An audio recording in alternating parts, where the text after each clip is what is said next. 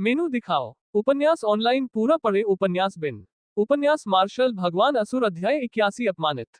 गुना प्रिय पाठकों, अधिक अध्यायों के अनुवाद में हमारी टीम की सहायता के लिए यहाँ दान करें। URL मार्शल भगवान असुर अपमानित ads by pub future MGA अध्याय 81 अपमानित। वरिष्ठ गोंद, भविष्य में भी कोर जोन में गठबंधन बनाने की अनुमति नहीं है। हान जू ने धीरे से पूछा, जैसे कि वह गोंग लुयुन से डर रहा हो। बेशक, मैंने पहले भी कहा है, एक मुख्य शिष्य के रूप में यह तब तक ठीक है जब तक आप एजियो ड्रैगन स्कूल के प्रति वफादार हैं। अपनी खुद की शक्ति बनाने के लिए गठबंधन बनाने की अनुमति नहीं है। मुझे इन कोर्ट की परवाह नहीं है, क्योंकि वे लोग सिर्फ बेतरतीब भीड़ हैं और उन्हें हमारे एजियो ड्रैगन स्कूल से कोई मतलब नहीं है। लेकिन कोर जोन में मैं गोंग लू युन गठबंधन बनाने के किसी भी निरर्थक प्रयास की अनुमति नहीं देता। हानजू, तुम्हारी इज्जत की खातिर मैं उन लोगों की जांच नहीं करूंगा। जाओ और उनसे कहो कि वे जल्दी से विंग्स एलायंस बैज उतार दें। साथ ही भविष्य में विंग्स एलायंस के सदस्य अस्तित्व में नहीं रहेंगे। उनका सिर्फ एक ही दर्जा है और वह है कोर शिष्य होना। गोंग लुयुन का स्वर थोड़ा ठंडा था। मैं समझती हूँ, मैं अभी जाकर उन्हें बता दूंगी। हान जू ने धीमे होने की हिम्मत नहीं की और सिर हिलाकर वह चुफेंग और दूसरों की ओर चल दी। हान जू, मुझे तुम्हारी याद आ रही थी। जब हान जू करीब आई तो सू मेई ने उसे गले लगा लिया। हान जू भी मुस्कुराहट से भरी हुई थी और ऐसा लग रहा था कि उनका रिश्ता काफी अच्छा था। छोटी मेई, क्या तुम सच में कोर जोन में विंग्स एलायंस को जारी रखने की योजना बना रही हो? हान जू ने मुस्कुराते हुए पूछा। मम्मा, हम ऐसा करने की योजना बना रहे हैं। क्या कुछ गड़बड़ है? होशियार सू मेई ने हान जू के शब्दों के पीछे का अर्थ समझ लिया। अगर यह पहले होता तो आप ऐसा कर सकते थे, लेकिन हाल ही में सीनियर गोंग ने एक आदेश पारित किया और वह था कोर जोन में किसी भी गठबंधन या शक्तियों के निर्माण पर रोक लगाना। इसलिए कोर जोन में सभी गठबंधन बंद कर दिए गए हैं। हान जू ने समझाया और कहा। वरिष्ठ गोंग, वह गोंग लुयुन है। ये शब्द सुनकर C2U और अन्य लोग मदद नहीं कर सके और अपनी नजर पास के गोंग लुयुन पर डाली और उनकी आंखों में डर की एक झलक उभर आई। उसके अलावा और किसमें ऐसी शक्ति है? तो वरिष्ठ हानजू, हम आपका मतलब समझते हैं। हम कोर जोन में विंग्स अलायंस नहीं बनाएंगे। Ads by pub future. C2U ने अपनी छाती पर लगा बैज मजबूती से उतार दिया। ये देखकर विंग्स एलायंस के अन्य सदस्यों ने भी अपने बैज उतार दिए। दूसरी ओर सू मेई ने भौहें सिकोड़ते हुए कहा, हानजू, क्या यह मुद्दा चर्चा योग्य नहीं है? छोटी मेई, मुझे पता है कि विंग्स एलायंस के साथ आपकी भावनाएं बहुत गहरी हैं, और ऐसा नहीं है कि मेरी भी गहरी भावनाएं नहीं है। लेकिन कोर जोन में स्थिति अलग है। यहाँ व्यक्तिगत ताकत ही मायने रखती है। गठबंधनों का उपयोग बहुत बड़ा नहीं है। किसी भी मामले में सीनियर गोंद पहले ही बोल चुके हैं और कौन इसका पालन न करने की हिम्मत करता है? हान जू ने ईमानदारी से समझाया।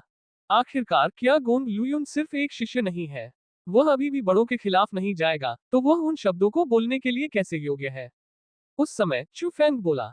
वह सू मेई को अच्छी तरह से समझता था और उसे ये भी स्पष्ट था कि सू मेई विंग्स एलायंस को कोर जोन में बने रहने देना चाहती थी। हालांकि उसे बारीकियों का पता नहीं था, लेकिन वह सू मेई के विचारों को जानता था। यही कारण था कि जब विंग्स एलायंस का उसके लिए कोई महत्व नहीं रह गया, तब भी उसने विंग्स एलायंस में बने रहने का फैसला किया। ये सू मेई के लिए था। ये है। चू फैंग की बात सुनकर हान जू ने भौहें सिकुड़ी और उसकी ओर एक अजीब नजर डाली। आह, मैं परिचय भूल गई। वह चू फैंग है और वह विंग्स एलायंस का सबसे नया सदस्य है। सू मेई ने जल्दी से परिचय कराया और कहा। ओह, ऐसा लगता है कि वह अभी भी काफी छोटा है और दुनिया के बारे में उसे कोई अनुभव नहीं है। अगर वह कुछ मुद्दों की गंभीरता को नहीं समझता है तो ये सामान्य बात है। छोटी मेघ, मैं तुम्हें उसकी देखभाल करने दूंगा। याद रखना, विंग्स एलायंस को भंग कर दिया जाना चाहिए। ये शब्द कहने के बाद हान जू मुड़ा और जाने वाला था। वास्तव में मैं बहुत उत्सुक हूं कि तथाकथित गंभीरता कितनी गंभीर है।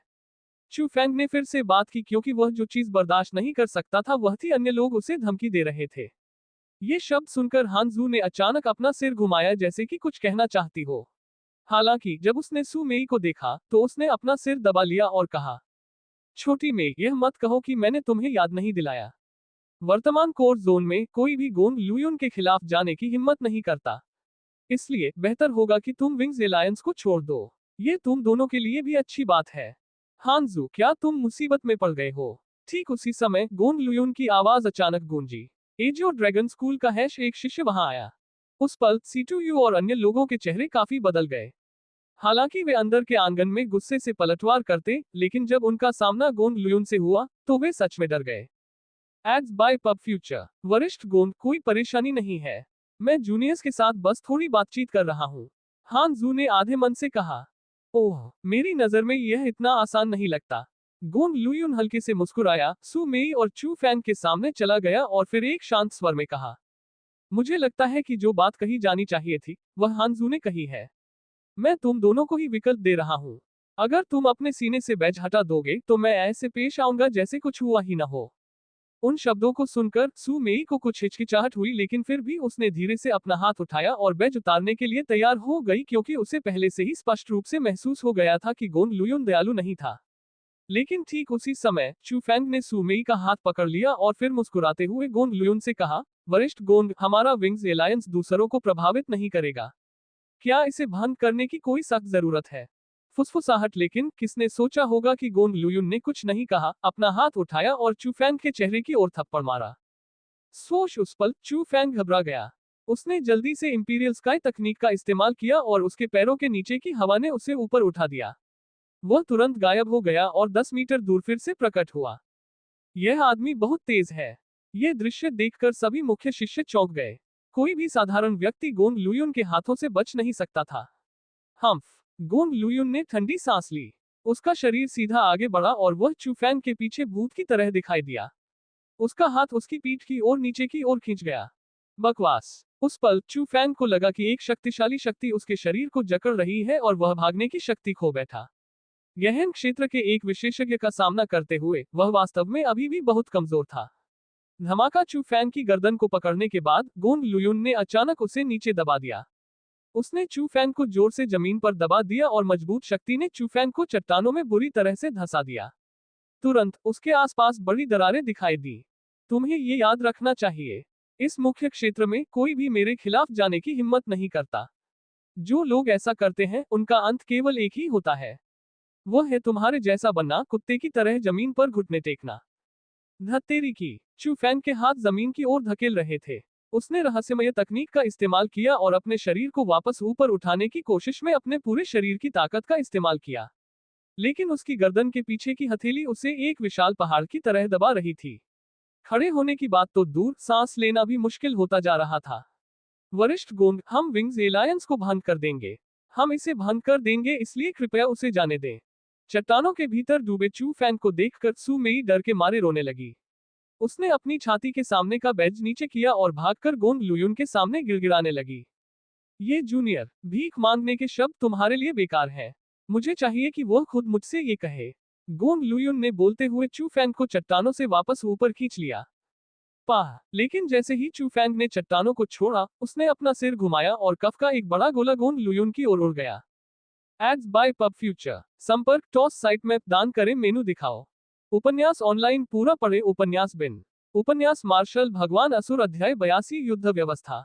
गुणा प्रिय पाठकों, अधिक अध्यायों के अनुवाद में हमारी टीम की सहायता के लिए यहाँ दान करें। URL: मार्शल भगवान असुर, युद्ध व्यवस्था, पब फ्यूचर द्वारा विज्ञापन। MGA, अध्याय 82, युद्ध व्यवस्था। फफफ, चमकता हुआ और चमकीला कफ ऐसा था मानो उसमें धूमकेतु की पूंछ हो। वह बिजली की गति से गोंग लुयुन के चेहरे की ओर उड़ रहा था। सब कुछ बहुत जल्दी हुआ। इसके अलावा इतनी दूरी और गोंग लुयुन की प्रतिक्रिया समय के साथ बहुत देर हो चुकी थी। एक धमाके के साथ कफ उसके चेहरे पर गिर गया। मैं तुम्हें मार डालूंगा। उसके चेहरे पर चिपचिपाहट को छूते हुए गोंग लुयुन ने पागलपन से अपनी मुट्ठी पकड़ ली और चू फैंग के मस्तिष्क की ओर फेंक दी। वह मुक्का कोई छोटी बात नहीं थी। उससे हवा भी फट गई और हवा की तेज आवाजें भी पैदा हुई। मुक्का लगने से पहले ही चू फैंग को उसका प्रतिरोध करने में कठिनाई हुई। उसके बाल बिखर गए और उसका चेहरा दबाव की शक्ति के विस्फोट से विकृत हो गया। अगर वह मुक्का लगता तो चू फैंग की त्वचा तांबे की और हड्डियां लोहे की होने के बावजूद भी वह निश्चित रूप से चकनाचूर हो जाता। उस दृश्य को देखकर कुछ लोग ये सब बर्दाश्त नहीं कर पाए और उन्होंने अपनी आंखें बंद कर ली। उन्हें लगा कि चू फैंग को शायद वही मार दिया जाएगा, लेकिन ऐसा नहीं हो सकता था। उसे गोंग लुयुन को नाराज करने के लिए किसने कहा था? एजियो ड्रैगन स्कूल में एक शिष्य का वहां बहुत ऊंचा स्थान था। हर कोई जानता था कि वह स्कूल का भावी प्रमुख था। स्कूल के भावी प्रमुख से पहले एक छोटे से मुख्य शिष्य का जीवन कैसा था? भले ही चू फैंग वास्तव में मारा गया हो, गोंग लुयुन को कोई सजा नहीं मिलेगी। अधिक से अधिक उसे डांट के कुछ शब्द मिलेंगे। लेकिन जो लोग ये सब देखने में असमर्थ थे, उनकी तुलना में उससे भी अधिक लोग थे जो उसकी पीड़ा को देखकर खुश हो रहे थे। न केवल उनके चेहरों पर सहानुभूति का एक भी निशान नहीं था, बल्कि वे इसके लिए बेहद उत्सुक थे। वे चू फैंग के मारे जाने का इंतजार कर रहे थे। वे हर जगह खून के छींटे देखने के लिए उत्सुक थे। वे खूनी दृश्य देखने के लिए उत्सुक थे। उन्हें लगा कि यह उचित ही था। एक शिष्य को अपमानित करने का परिणाम कुछ और नहीं बल्कि यही होना चाहिए, टकराना। लेकिन जैसे ही सभी को लगा कि चू फैंग मर चुका है, एक सूखी कंकाल जैसी हथेली अचानक प्रकट हुई। उसने गोंग लुयुन की कलाई पकड़ ली और उसकी मुट्ठी बंद कर दी। एड्स बाय पब फ्यूचर, ये वही है। उस बदलाव ने सभी को चौंका दिया। जब लोगों ने देखा कि वह कौन था, तो वे बहुत हैरान हो गए। गोंग लुयुन को रोकने वाला व्यक्ति एक बूढ़ा आदमी था, जिसका शरीर पतला था, बाल कम थे और पीठ ऊंट जैसी थी। वह बिल्कुल एक जीवित मृत व्यक्ति की तरह था और यह काफी डरावना था। जहां तक उनका सवाल है, भीड़ को यह भी पता था। वह एक एल्डर थे जो एजियो ड्रैगन फ्लावर गार्डन की देखरेख करते थे और नए शिष्यों को प्राप्त करने के लिए जिम्मेदार थे। कोई भी उनका नाम नहीं जानता था, लेकिन सभी उन्हें एल्डरली कहकर बुलाते थे। कोर जोन में एल्डरली का स्थान बहुत ऊंचा नहीं था। ज्यादा से ज्यादा वह एक बूढ़ा आदमी था जो घंटियां बजाता था, इसलिए सभी एल्डर उसे नीची नजर से देखते थे। यहाँ तक कि शिष्य भी उसे नीची नजर से देखते थे और कोई भी उसे अपनी नजरों में नहीं रखता था। लेकिन उनकी आंखों के सामने उसने गोंग लुयुन के मुक्का को स्वीकार कर लिया। स्वाभाविक रूप से ये सभी को चौंका देगा, क्योंकि उन्हें अचानक पता चल गया था कि जिस बुजुर्ग को वे नीची नजर से देखते थे, वह कोई कमजोर व्यक्ति नहीं था। इसके बजाय वह एक मजबूत व्यक्ति था। कदम। क्रोधित गोंग लुयुन ने एल्डरली को कोई भाव भी नहीं दिया। रहस्यमय तकनीक का संचालन करते हुए उसने अपना हाथ हिलाया और एल्डर को दूर फेंकना चाहा। लेकिन ये काम नहीं आया। उसे आश्चर्य हुआ कि वह अपना हाथ भी नहीं हिला सकता था। बूढ़े आदमी के हाथ में उसकी कलाई मजबूती से बंधी हुई थी और वह उसे जरा भी नहीं हिला सकता था। गोंग लुयुन, एजियो ड्रैगन स्कूल में एक शिष्य के रूप में आपको अपने जूनियर्स की सुरक्षा करनी चाहिए। चीजों को संभालने का ये कैसा तरीका है? एल्डरली ने कहा कि न तो जल्दी से और न ही धीरे से। उनके चेहरे पर एक सौम्य मुस्कान थी, लेकिन यह मुस्कान काफी डरावनी थी। हालांकि उन्हें एल्डरली में इतनी ताकत की उम्मीद नहीं थी, लेकिन गोंग लुयुन ने इस मुद्दे को जाने नहीं दिया। उन्हें लगा कि एजियो ड्रैगन स्कूल में स्कूल के प्रमुख के अलावा केवल 6 रक्षक और एल्डर झूगे ही उनके सम्मान के लायक थे। अन्य एल्डर योग्य नहीं थे। अगर यह सजा की बात है, तो आप पहले ही ऐसा कर चुके हैं। इस मुद्दे को छोड़ दें। एल्डरली ने ठंडे अंदाज में मुस्कुराते हुए अचानक अपना हाथ हिलाया। गोंग लुयुन दूर जा गिरा और शक्तिशाली शक्ति ने उसे कुछ कदम पीछे धकेल दिया। ये बूढ़ा आदमी बहुत ताकतवर है। उस पल आसपास के शिष्य चौंक गए।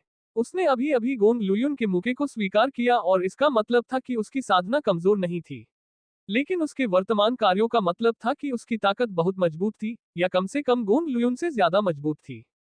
Ads by pub future. गहन क्षेत्र। एजियो ड्रैगन स्कूल में गहन क्षेत्र के बुजुर्गों की संख्या 10 से ज्यादा नहीं थी, लेकिन हर व्यक्ति का एक महत्वपूर्ण स्थान और बेहद उच्च दर्जा था। वे मुख्य शिष्यों के सम्मान से भरे हुए थे। लेकिन इस एल्डर के पास इतनी ताकत थी, तो उसे ऐसे तुच्छ और घटिया काम करने की क्या जरूरत थी? लोग ये बात समझ नहीं पाए। हालांकि आज से शिष्यों को एल्डरली के बारे में पूरी तरह से नई समझ मिली। तुम उसे बचा रहे हो। भीड़ के सामने फेंके जाने पर गोंग लुयुन को लगा कि अब उसका चेहरा नहीं रहा। उसका चेहरा बेहद ठंडा था। उसकी रक्षा नहीं कर रहा हूं। बात बस इतनी है कि मैं नहीं चाहता कि कोई अच्छा बीज किसी के द्वारा मारा जाए। एल्डरली हल्के से मुस्कुराए। अच्छा बीज, आप उसके बारे में बहुत अच्छी राय रखते हैं। गोंग लुयुन ने ठंडी मुस्कान दी। भविष्य में आपको पता चल जाएगा कि यह व्यक्ति अच्छा है या नहीं। बात बस इतनी है कि आप अपने कई सालों के प्रशिक्षण पर भरोसा कर रहे हैं और उसकी अनुभवहीनता का फायदा उठा रहे हैं। कमोबेश आप में कुछ सद्गुणों की कमी है। सदाचार की कमी। आप ये कह रहे हैं कि मैं अपने लंबे वर्षों के अभ्यास का उपयोग उसके छोटे वर्षों के अभ्यास को धमकाने के लिए कर रहा हूँ। गोंग लुयुन और भी क्रोधित हो गया। वह खुद को एक साधना करने वाला प्रतिभाशाली व्यक्ति मानता था और उसके आसपास के सभी लोग भी यही सोचते थे। किसी ने उससे ऐसा कहने की हिम्मत कब की थी? उसके लिए ये कहना अस्वीकार्य था कि वह बदमाशी कर रहा था, क्योंकि उसके पास साधना का लंबा समय था। अगर ऐसा नहीं तो क्या? एल्डरली ने ठंडी मुस्कान दी। ठीक है, मैं उसे 10 साल की सजा दूंगा। 10 साल में अगर वह फिर भी मुझसे नहीं जीत पाया, तो मैं तुम दोनों को जमीन पर घुटने टेकने और अपनी गलतियों को स्वीकार करने के लिए कहूंगा। गोंग लुयुन वास्तव में क्रोधित था और उसने ऐसा कहते हुए बुजुर्ग की ओर इशारा किया। गोंग लुयुन का सामना करते हुए एल्डरली ने राहत भरी मुस्कान के साथ कुछ नहीं कहा। इसके बजाय उन्होंने अपने बगल में बैठे चू फैंग की ओर देखा और पूछा, छोटे दोस्त तुम क्या सोचते हो? 10 साल बहुत लंबा समय है। 1 साल काफी है। चू फैंग ने हल्के से मुस्कुराते हुए कहा। जब ये शब्द निकले तो दूसरों की तो बात ही छोड़िए, यहाँ तक कि एल्डरली जो उनके लिए बोल रहे थे वे भी बहुत हैरान हुए। 1 साल, क्या वह मुझे फंसाने की कोशिश कर रहा था? इससे कोई फर्क नहीं पड़ता कि वह हार गया, लेकिन अगर वह हार गया तो मुझे भी उसका अनुसरण करना होगा और घुटने टेकने होंगे। इस बात पर विचार करते हुए एल्डरली ने मुस्कुराते हुए जल्दी से पूछा, छोटे दोस्त 1 साल का समय, क्या तुम निश्चित हो? 1 साल काफी है क्योंकि मैं चू फैंग हमेशा दुश्मनी का बदला लेता हूँ और मुझे इसमें बहुत देर करना पसंद नहीं है। चू फैंग ने दृढ़ता से उत्तर दिया। हाँ हाँ, कितना घमंडी बच्चा है। 1 साल हो गया, मत कहो कि मैं तुम्हें धमका रहा था। 1 साल बाद तुम्हें मुझे हराने की जरूरत नहीं है। जब तक तुम मेरे 3 हमलों को झेल लेते हो मैं कहूंगा कि तुम जीत गए हो। गोंग लुयुन ने चू फैंग की ओर इशारा किया और ठंडी मुस्कान दी। चू फैंग हल्के से मुस्कुराया और कहा, नहीं, 1 साल बाद मैं तुम्हें मार डालूंगा। Ads by pub future. संपर्क टॉस साइट में दान करें मेनू दिखाओ। उपन्यास ऑनलाइन पूरा पढ़े। उपन्यास बिन। उपन्यास मार्शल भगवान असुर अध्याय 83। किसी को भी मुझे धमकाने के बारे में सोचना भी नहीं चाहिए। गुणा प्रिय पाठकों, अधिक अध्यायों के अनुवाद में हमारी टीम की सहायता के लिए यहाँ दान करें। URL मार्शल भगवान असुर। किसी को भी मुझे धमकाने के बारे में सोचना भी नहीं चाहिए। Ads by pub future. MGA अध्याय 83। किसी को भी मुझे धमकाने के बारे में सोचना भी नहीं चाहिए। आप जीवन या मृत्यु का मुकाबला चाहते हैं? गोंग लुयुन ने ठंडी मुस्कान दी। मैं जीवन या मृत्यु का मुकाबला चाहता हूँ। डर लग रहा है? चू फैंग ने पूछा। डर गए? क्या मैं तुमसे डर जाऊंगा? हाँ हाँ, बहुत मजेदार। गोंग लुयुन जोर से हंसा और उसकी हंसी असामान्य रूप से तेज थी। ऐसा लगा जैसे उसने दुनिया की सबसे मजेदार बात सुनी हो और फिर उसने अपने पीछे खड़ी भीड़ से कहा, आज मैंने इस व्यक्ति के साथ जीवन या मृत्यु की लड़ाई तय की है। 1 साल बाद उस स्थान पर विजेता या हारने वाले का निर्धारण करने के लिए एक और लड़ाई होगी। अगर वह मेरे 3 हमलों को रोक सकता है तो मैं, गोंग लुयुन, बिना किसी शिकायत के यही उसका गला काट दूंगा। गोंग लुयुन के शब्द आक्रामक, सीधे और अतुलनीय रूप से अहंकारी थे। यह देखा जा सकता था कि वह आत्मविश्वास से भरा हुआ था। लेकिन सबसे अजीब बात यह थी कि लोगों ने उसके आत्मविश्वास को मंजूरी दे दी। ऐसा लग रहा था जैसे उस पल वे इस जगह पर 1 साल बाद चू फैंग की दयनीय मौत देख सकते थे। 1 वर्ष। वह 1 वर्ष में क्या कर सकता था? यह उल्लेख करने की आवश्यकता नहीं है कि चू फैंग अभी भी आत्मा के दायरे में था, लेकिन भले ही वह मूल क्षेत्र में था, वह 1 वर्ष में गहन क्षेत्र में प्रवेश नहीं कर सकता था। इसके अलावा गोंग लुयुन को एजियो ड्रैगन स्कूल में सार्वजनिक रूप से एक जीनियस के रूप में मान्यता प्राप्त थी। साल के भीतर उसकी ताकत और भी बढ़ जाने वाली थी। इसलिए सभी को लगा कि चू फैंग के जीतने की संभावना लगभग शून्य थी। लेकिन 1 साल बाद, यदि तुम मेरे 3 हमलों का सामना नहीं कर सके तो मैं तुम्हें मार डालूंगा और कोई भी तुम्हें बचा नहीं पाएगा। गोंग लुयुन ने चू फैंग की ओर इशारा किया और उग्रता से ये शब्द कहे। एक ठंडी सांस के बाद वह जल्दी से चला गया और उनके साथ आए लोग भी चू फैंग की ओर देखते हुए ठंडी मुस्कान के साथ उसका पीछा करने लगे। चू फैंग, क्षमा करें, यह मेरी गलती है। सू मेई चू फैंग के पास गई और चू फैंग के चेहरे पर खून के निशान देखकर वह अपने दिल में दर्द से फिर से रो पड़ी। कुछ नहीं, ये तो बस मामूली घाव है, इसलिए रो मत। चू फैंग ने सू मेई के आंसू पोंछे। उसके बाद उसने C2U और आसपास खड़े अन्य लोगों की ओर देखा, मुस्कुराया, फिर कहा, डरने की कोई जरूरत नहीं है। चूंकि हम अब विंग्स एलायंस के सदस्य नहीं हैं, इसलिए हमारे बीच कोई रिश्ता नहीं है। मैं परेशानी नहीं फैलाऊंगा। Ads by pub future. Chu Fang, हम। चू फैंग की ये बातें सुनकर C2U और दूसरे लोगों के चेहरे बदल गए। दरअसल वे चू फैंग के पास जाने की हिम्मत नहीं कर पाए। दरअसल उन्हें डर था कि चू फैंग उन तक मुसीबत फैला देगा। किसने उसे एक शिष्य गोंग लुयुन को नाराज करने के लिए कहा था? हे, तुम्हें मेरी तरफ इस तरह की बेपरवाही से देखने की जरूरत नहीं है। मुझे तुम्हारा कुछ भी नहीं देना है और तुम्हें मेरा कुछ भी नहीं देना है। अब से हम अजनबी हैं। चू फैंग ने C2U और बाकी लोगों की ओर हाथ हिलाया। हालांकि उसके मुंह के कोने पर एक मुस्कान थी, लेकिन उसकी निगाहें असामान्य रूप से ठंडी थी। उसे अपने आसपास झूठी दोस्ती की जरूरत नहीं थी। चू फैंग को ऐसे देखकर C2U ने कोई हरकत नहीं की। चू फैंग को गहराई से देखने के बाद वे अपने रास्ते चले गए। उन्हें अपने और चू फैंग के बीच का रिश्ता खत्म करना था, नहीं तो उन पर मुसीबत आ जाएगी। छोटे दोस्त, 1 साल के समय में तुम गोंग लुयुन को हराने में कितने आश्वस्त होगे? ठीक उसी समय एल्डरली बोले, हे, मैं ईमानदार रहूंगा। वर्तमान में मैं 10% भी आश्वस्त नहीं हूँ। चू फैंग ने ईमानदारी से कहा, क्या तुम्हें 10% भी भरोसा नहीं है, फिर भी तुमने जीवन मृत्यु की लड़ाई शुरू करने की हिम्मत की? क्या तुम मुझे फंसाने की कोशिश कर रहे हो? एल्डरली ने तुरंत अपनी दाढ़ी उड़ाई और अपनी आंखें चमका ली। हे, अभी आपकी मदद के लिए धन्यवाद।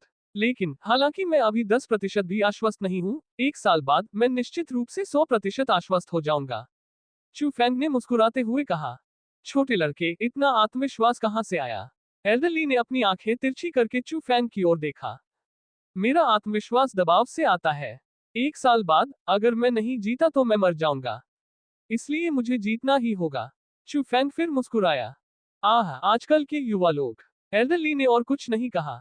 उन्होंने अपने कॉस्मोस सेक्स से कागज का एक रोल निकाला, प्लाजा में घोषणा बोर्ड के सामने गए, कागज खोला और उसे वहां चिपका दिया। उसी समय बहुत से शिष्य वहां एकत्रित हो गए। वे जानना चाहते थे कि चू फैंग और दूसरे शिष्यों के परीक्षा परिणाम क्या थे।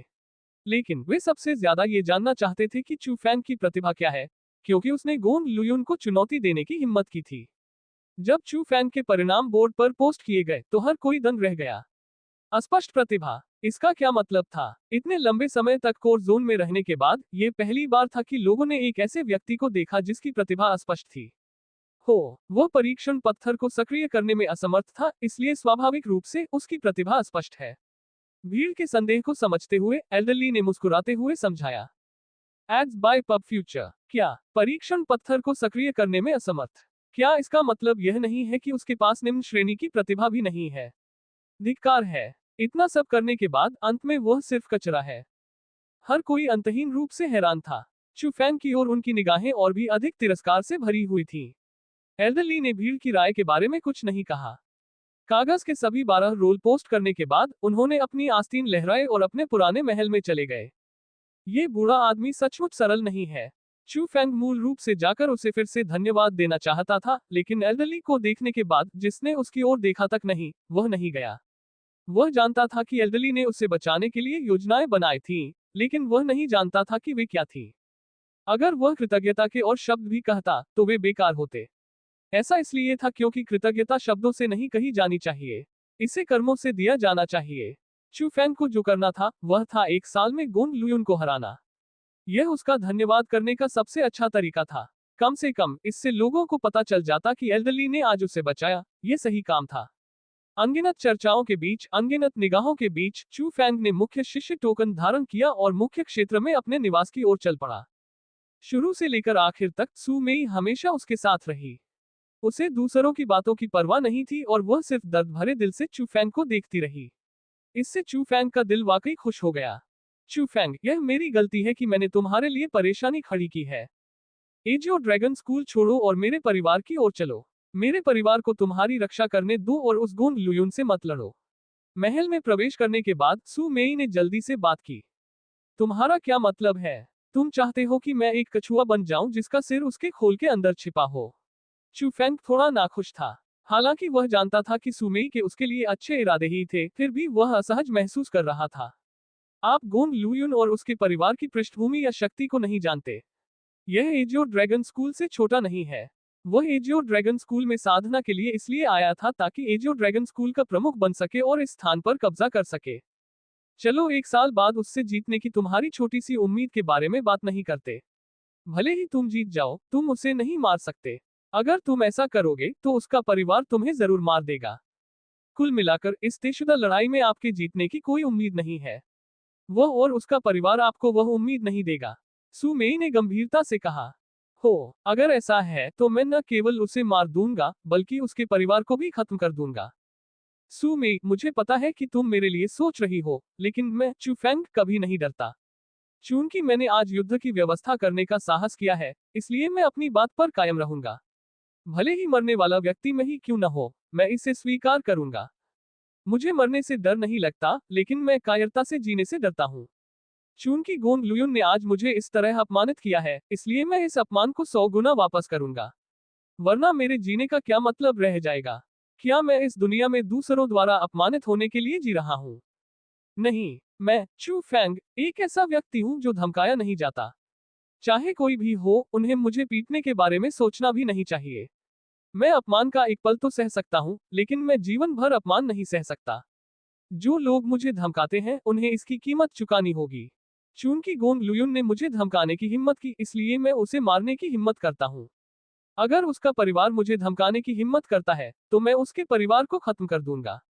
अगर दुनिया में हर कोई मुझे धमकाने की हिम्मत करता है, तो मैं दुनिया में हर किसी का नरसंहार करूंगा। जब तक मैं मर नहीं जाता, पूरी दुनिया में कोई भी मुझे धमकाने के बारे में नहीं सोच सकता। Chu Fang. Ads by pub future. संपर्क टॉस साइट मैप दान करें मेनू दिखाओ। उपन्यास ऑनलाइन पूरा पढ़े। उपन्यास बिन। उपन्यास मार्शल भगवान असुर अध्याय 8400 परिवर्तनों का धनुष। गुणा प्रिय पाठकों, अधिक अध्यायों के अनुवाद में हमारी टीम की सहायता के लिए यहाँ दान करें। URL। मार्शल भगवान असुर 100 परिवर्तनों का धनुष। Ads by pub future. MGA अध्याय 84 100 परिवर्तनों का धनुष। चू फैंग की बातें सुनकर सू मेई अवाक रह गई। वह चू फैंग की ओर बहुत आकर्षित थी, उस तरह की भव्यता की ओर आकर्षित थी। एक अजीब सी भावना पैदा हुई। उसे लग रहा था कि चू फैंग झूठ नहीं बोल रहा था और वह वाकई वह सब कुछ कर सकता था जो उसने कहा था। छोटी मेई, मुझे पता है कि तुम सीटूयू और बाकी लोगों की तरह नहीं होगे, लेकिन सच तो यह है कि मैंने गोंग लुयुन को नाराज किया है। इसलिए मैं अपनी परेशानी तुम तक नहीं फैलाना चाहता। अचानक चू फैंग बोला। चू फैंग, तुम्हारा क्या मतलब है? जो कुछ भी हुआ, वह सब मुझसे ही शुरू हुआ। अगर मैं न होता, तो तुम कभी भी वे काम नहीं करते। मेरी वजह से तुम्हें इतनी बड़ी शिकायत झेलनी पड़ी। अगर मैं तुम्हें छोड़ देता, तो क्या मैं इंसान भी रह पाता? वास्तव में गोंग लुयुन का कोर जोन में काफी प्रभाव है, लेकिन मैं सू मेई उससे नहीं डरती। सिर्फ एजियो ड्रैगन स्कूल के अंदर ही नहीं, बल्कि बाहर भी मैं उससे नहीं डरती। सू मेई ने दृढ़ता से कहा। सू मेई को ऐसा करते देख चू फैंग को वास्तव में समझ नहीं आया कि क्या करना चाहिए। क्या सू मेई गोंग लुयुन से डरती थी? बेशक डरती थी। आखिरकार कोर जोन में ये गोंग लुयुन की दुनिया थी। यहाँ तक कि उसकी बड़ी बहन सू रो भी गोंग लुयुन को हरा नहीं सकती थी।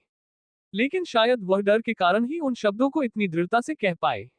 चू फैंग उसे अन्यथा समझाने में असमर्थ था, क्योंकि वह सू मेई की दयालु भावनाओं को धोखा नहीं देना चाहता था। ठीक है, मुझे सच में नहीं पता कि तुम्हारे साथ क्या करना है। चूंकि यह ऐसा है, तो मेरे साथ मार्शल स्किल बिल्डिंग में आओ और हम एक नजर डालते हैं। जरूर, मैं सिर्फ रैंक 5 कौशल विकसित करने के बारे में सोच रहा था। उसी क्षण सू मेई उसी जीवंत और हंसमुख लड़की में बदल गई और उछलती कूदती हुई बाहर भागी। चू फैंग भी सड़क पर उसके पीछे पीछे चला आया। Ads by pub future. Core zone बहुत बड़ा था, लेकिन उसमें सिर्फ 2000 शिष्य थे। इसलिए जब कुछ हुआ तो खबर बहुत तेजी से फैली। उदाहरण के लिए चू फैंग और गोंग लुयुन के बीच तय की गई लड़ाई कुछ ही समय में पूरे कोर जोन में फैल गई। इसके अलावा चू फैंग की शक्ल और नाम पहले से ही घोषणा बोर्डों पर लटका हुआ था। इसलिए बहुत से लोगों को चू फैंग की छाप थी और मार्शल स्किल बिल्डिंग की ओर जाने वाले रास्ते पर चू फैंग को देखने वाले लगभग सभी लोग उसकी ओर इशारा करते थे और अंतहीन चर्चा करते थे। चू फैंग को पहले से ही उस स्थिति की उम्मीद थी, इसलिए उसने इस पर कोई ध्यान नहीं दिया। सू मेई भी वैसी ही थी और वे दोनों मार्शल स्किल बिल्डिंग में प्रवेश करते ही बातें करने लगे और हंसने लगे और अपनी पसंद के मार्शल स्किल चुनने लगे। हालांकि कोर जोन में martial skill building inner court की बिल्डिंग से बहुत छोटी थी, क्योंकि इसमें केवल एक मंजिल थी, लेकिन ये बहुत परिष्कृत थी। सबसे खराब स्किल केवल रैंक 3 स्किल थे और सबसे अच्छे रैंक 5 स्किल थे। बेशक मार्शल कौशल के अलावा रहस्यमय तकनीकें भी थीं, लेकिन वे केवल शुरुआती स्तर की रहस्यमय तकनीकें थीं। उन दोनों के लिए जो श्वास तकनीक में साधना कर रहे थे, वे उतने उपयोगी नहीं थे, इसलिए उनका मुख्य लक्ष्य एक मार्शल कौशल पुस्तक चुनना था। रैंक 5 मार्शल कौशल 100 परिवर्तनों का धनुष। कितना अजीब नाम है। चारों ओर चक्कर लगाने के बाद चू फैंग को 100 परिवर्तनों का धनुष नामक एक पुस्तक की ओर आकर्षित किया गया। वह इसे पलटने से खुद को रोक नहीं सका, और जैसे ही उसने देखा, चू फैंग को यह और भी अधिक पसंद आया। यह एक प्रकार का संघनन मार्शल कौशल था और आध्यात्मिक ऊर्जा को नियंत्रित करने में कठिनाई बहुत अधिक थी। यह आध्यात्मिक ऊर्जा को शरीर से बाहर निकालता था और इसे युद्ध के लिए हथियारों में संघनित करता था। अपनी पसंद के अनुसार वे इसे विभिन्न आकृतियों में संघनित कर सकते थे। चाकू, भाले, तलवारें, हलबर्ड, कुल्हाड़ी, युद्धक कुल्हाड़ी, हुक, पिचफोर्क, त्रिशूल, लाठी, लांस, क्लब, चाबुक, डंडा, हथौड़े, पंजे। सभी प्रकार के हथियारों के आकार को संक्षिप्त करके बनाया जा सकता है। पुस्तक में हथियारों के आक्रमण क्रम भी दिए गए हैं, लेकिन सबसे कठिन काम धनुष को संघनित करना था। अगर धनुष को संघनित करके बनाया जाता तो वह आध्यात्मिक ऊर्जा का उपयोग तीर के रूप में कर सकता था और उन्हें 10 मील से अधिक दूर तक मार सकता था। इसकी गति बहुत तेज थी और लगभग कोई भी इसे चकमा नहीं दे सकता था। यह एक बहुत ही प्रभावशाली तरीका था। इसलिए यही कारण है कि 100 परिवर्तनों का धनुष रैंक 5 कौशल के भीतर एक प्रथम श्रेणी के मार्शल कौशल के रूप में गिना जा सकता है। स्वाभाविक रूप से खेती की कठिनाई भी बहुत अधिक थी। ये वाला इसे अंतिम रूप देने के बाद चू फैंग ने किताब ली और इसे पंजीकृत कर लिया। सू मेई द्वारा मार्शल कौशल चुनने का इंतजार करने के बाद वे दोनों मार्शल स्किल बिल्डिंग से बाहर चले गए। Ads by pub future. लेकिन जैसे ही वे मार्शल स्किल बिल्डिंग से बाहर निकले, 20 से ज्यादा मुख्य शिष्य वहां इकट्ठे हो गए। सभी मुख्य शिष्यों के चेहरे पर दया नहीं थी और उस समय उन्होंने पहले से ही 2 लोगों को घेर लिया और उनके भागने का रास्ता रोक दिया। तुम क्या कर रहे हो? अपने चारों ओर मुख्य शिष्यों को देखकर सू मेई ने भौहें सिकुड़ी और ऊंची आवाज में पूछा। वह जानबूझकर ऊंची आवाज में बोल रही थी। आखिरकार वे अभी भी मार्शल स्किल बिल्डिंग के प्रवेश द्वार पर थे। इसलिए वह मार्शल स्किल बिल्डिंग के बुजुर्ग को बाहर खींचकर उसकी मदद लेना चाहती थी। लेकिन यह व्यर्थ था। बुजुर्ग ने सू मेई की चीख साफ सुनी, फिर भी उसे पूरी तरह से अनदेखा कर दिया। दूसरी ओर मार्शल स्किल बिल्डिंग के भीतर के शिष्य भागकर बाहर आए और निरीक्षण करने लगे। आप सू मेई हैं? सू रो की छोटी बहन। शिष्यों में से एक ने आगे बढ़कर पूछा। क्या कोई समस्या है? सू मेई का चेहरा बर्फ की तरह ठंडा था। हो, मैंने सुना है कि आपके पास मध्यम श्रेणी की प्रतिभा थी और यह पहले से ही कोर जोन के भीतर भी काफी दुर्लभ है।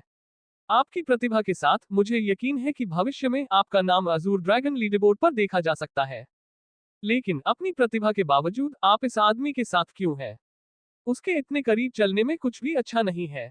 एक अन्य पुरुष शिष्य ने हंसते हुए कहा। मैं जिसके साथ रहना चाहती हूँ उसके साथ रह सकती हूँ। यह मेरा अपना मामला है और इसका आप में से किसी से कोई लेना देना नहीं है। सू मेई ने ठंडे स्वर में कहा। हो, सू मेई, मैं तुम्हें सिर्फ एक दयालु हृदय से सलाह दे रहा था, लेकिन मैंने कभी नहीं सोचा था कि तुम इतनी कृतघ्न हो जाओगी। चून की बात यहाँ तक पहुँच गई है, इसलिए मैं सच कहूंगा। चू फैंग ने सीनियर गोंद को नाराज कर दिया है और वह कोर जोन में इस तरह से आगे नहीं बढ़ सकता। आज हम यहाँ इस घमंडी बदमाश को सीनियर गोंद के लिए सबक सिखाने आए हैं।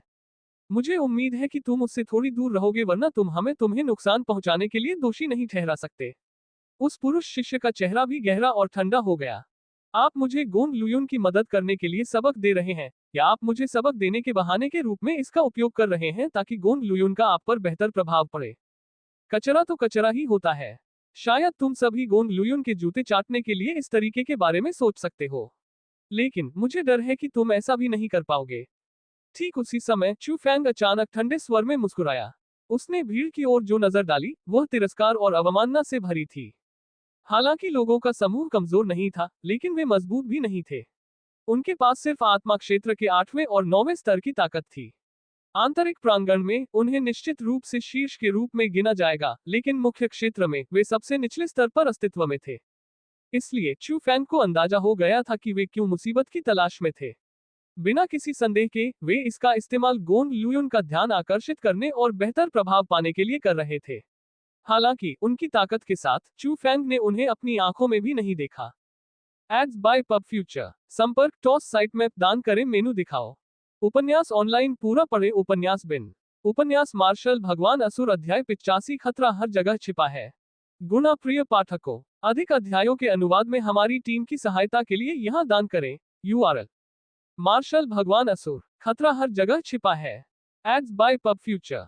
MGA अध्याय 85 खतरा हर जगह छिपा है। मैंने कभी नहीं सोचा था कि पहले से ही इतना अच्छा शो होने वाला है। ये कहना पहले से ही मुश्किल है कि चू फैंग 1 साल से ज्यादा जी पाएगा या नहीं। हाँ, सीनियर गोंद को अपमानित करने के बाद वह कोर जोन में कैसे जीवित रह सकता है? भले ही सीनियर गोंद हमला न करे, फिर भी कई लोग उसे परेशान करेंगे। उसकी वर्तमान ताकत के साथ इस जगह पर बने रहना वाकई बहुत मुश्किल है। जैसे ही उन्होंने अपने सामने का दृश्य देखा, आसपास की भीड़ ठंडी मुस्कान के साथ मुस्कुराई। उन्हें लगा कि चू फैंग को आज पागलों की तरह पीटा जाएगा। आखिरकार चू फैंग की ताकत केवल आत्मा क्षेत्र के 7वें स्तर पर थी। कोर जोन में उसकी भयानक प्रतिभा के अलावा किसी भी एक व्यक्ति को ले लो और वे उसे इस हद तक पीट सकते हैं कि उसे जमीन पर अपने दांत ढूंढने पड़ेंगे। यही कारण था कि गोंग लुयुन के मातहतों ने चू फैंग पर अभी तक हमला नहीं किया था। उन्हें लगा कि चू फैंग बहुत कमजोर है और वह उनके हमले के लायक नहीं है। क्या तुम कूड़े के ढेर एक एक करके आओगे या सभी एक साथ? चू फैंग ने भीड़ पर नजर डाली और घृणा से कहा। कितना घमंडी बच्चा है। जाहिर है कि वह एक ऐसा कूड़ा है जिसके पास कम दर्जे की प्रतिभा भी नहीं है, फिर भी वह हमें कूड़ा कहने की हिम्मत करता है। अगर हम आज तुम्हें सबक नहीं सिखाएंगे, तो तुम सच में नहीं जान पाओगे कि आसमान कितना ऊंचा है और जमीन कितनी गहरी है। मुख्य शिष्यों में से एक चूफैंग से बहुत नाराज था। वह आगे बढ़ा और एक शक्तिशाली हाथ चूफैंग की ओर बढ़ा। उसने सीधे हमला करना शुरू कर दिया। धमाका, लेकिन जैसे ही हाथ चूफैंग को छूने वाला था, चूफैंग के हाथ ने उसकी कलाई को कसकर पकड़ लिया। एक शक्तिशाली शक्ति ने उसे आधा इंच भी हिलने में असमर्थ बना दिया। उसने उस व्यक्ति के हमले को रोका। देखने वाली भीड़ को आश्चर्य हुआ। हालांकि चूफैंग पर हमला करने वाला व्यक्ति बहुत कमजोर था, लेकिन फिर भी वह आत्मा क्षेत्र के 8वें स्तर पर था। जिस व्यक्ति की वह देखभाल कर रहा था, चूफैंग, वह आत्मा क्षेत्र के सिर्फ 7वें स्तर पर था, इसलिए उसे पर्याप्त से ज्यादा होना चाहिए था। चूफैंग ने उसे इतनी आसानी से कैसे रोक दिया? फिर जब अगला दृश्य हुआ तो उनका आश्चर्य पूरी तरह से सदमे में बदल गया। चूफैंग ने अपने हाथ में थोड़ी ताकत लगाई और अचानक नीचे खींच लिया। एक तड़कती हुई आवाज के साथ मुख्य शिष्य का हाथ चूफैंग द्वारा तोड़ दिया गया। अभी उसका काम पूरा नहीं हुआ था। चूफैंग ने अपना पैर उठाया और उस व्यक्ति के बाएं घुटने पर लात मारी। एक और तड़क भड़क की आवाज आई और उस व्यक्ति का बायां पैर टूट गया। फिर वह दर्द से चीखते हुए जमीन पर लौटने लगा। एड्स बाय पब फ्यूचर फफफ। जैसे ही वे चौंके, चूफैंग ने भूत की तरह एक शिष्य के सामने गोली चलाई। उसने अपनी मुट्ठी से वार किया और यह उस व्यक्ति के चेहरे पर जोरदार तरीके से लगी, जिससे उसका जबड़ा टूट गया। इस कमीने को अपंग कर दो। ये देखकर कि पलक झपकते ही 2 लोग गिर गए। मुख्य शिष्यों का समूह पूरी तरह से क्रोधित हो गया। उन्होंने एक साथ हमला किया और वे सभी चूफैंग की ओर लपके। बढ़िया टाइमिंग है। जब चूफैंग ने समूह के हमले का सामना किया, जिसमें सभी प्रकार के मार्शल कौशल और हर तरह की शक्ति शामिल थी, तो वह केवल ठहाके लगाकर हंसा। चूफैंग की आंखों में बिजली की एक किरण चमकी और तुरंत उसका शरीर बिजली के सांपों से ढक गया। बिजली हर दिशा में चमक रही थी और ऐसा लग रहा था जैसे सूरज गिर रहा हो। तेज रोशनी ने दर्शकों की आंखें बंद कर ली और तेज रोशनी ने उन्हें लगातार पीछे हटने पर मजबूर कर दिया। जब उन्हें लगा कि शक्ति वापस ले ली गई है, तो वे अपनी आंखें खोलने से खुद को रोक नहीं पाए। जैसे ही उन्होंने अपना ध्यान केंद्रित किया और देखा, उनके चेहरे काफी बदल गए और उनकी आंखें और मुंह पूरी तरह से खुल गए। चूफैंग पर हमला करने के लिए घेर लिए गए 20 या उससे ज्यादा लोग जमीन पर पड़े थे। उनके शरीर काले पड़ चुके थे और वे हल्के से भी नहीं जले थे। वे इस समय दर्द से कराहते हुए करवटें बदल रहे थे। उन्होंने अपना ध्यान फिर से चूफैंग पर केंद्रित किया और उसका एक भी बाल क्षतिग्रस्त नहीं हुआ था। उसके कपड़ों पर धूल तक नहीं थी। वह घृणा से चिल्लाते हुए लोगों को देख रहा था और उसने ठंडे स्वर में कहा, तुम मुझे सबक सिखाने के योग्य नहीं हो। अपनी बात समाप्त करने के बाद चूफैंग ने अपनी ठंडी निगाहें दर्शकों की ओर घुमाई। चूफैंग की निगाहें देखने वाले लोग कांप उठे और उनके दिलों में ठंडक बढ़ने लगी। वे एक कदम पीछे हटने से खुद को नहीं रोक पाए।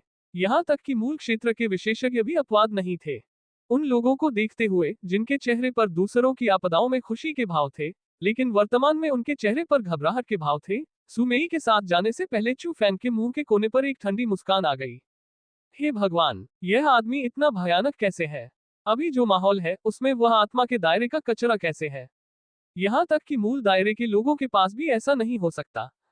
केवल इतना ही नहीं, उसने जो कौशल इस्तेमाल किया वो महज रैंक 5 का कौशल नहीं था, ऐसा लग रहा था। कैसा? Ads by pub future. उस कौशल की अकड़ से ये 3 थंडर शैलियों से संबंधित होना चाहिए। थरी थंडर स्टाइल्स। ये कैसे संभव है? थरी थंडर स्टाइल्स केवल रैंक 4 मार्शल कौशल है, लेकिन यह अभी स्पष्ट रूप से रैंक 5 कौशल था।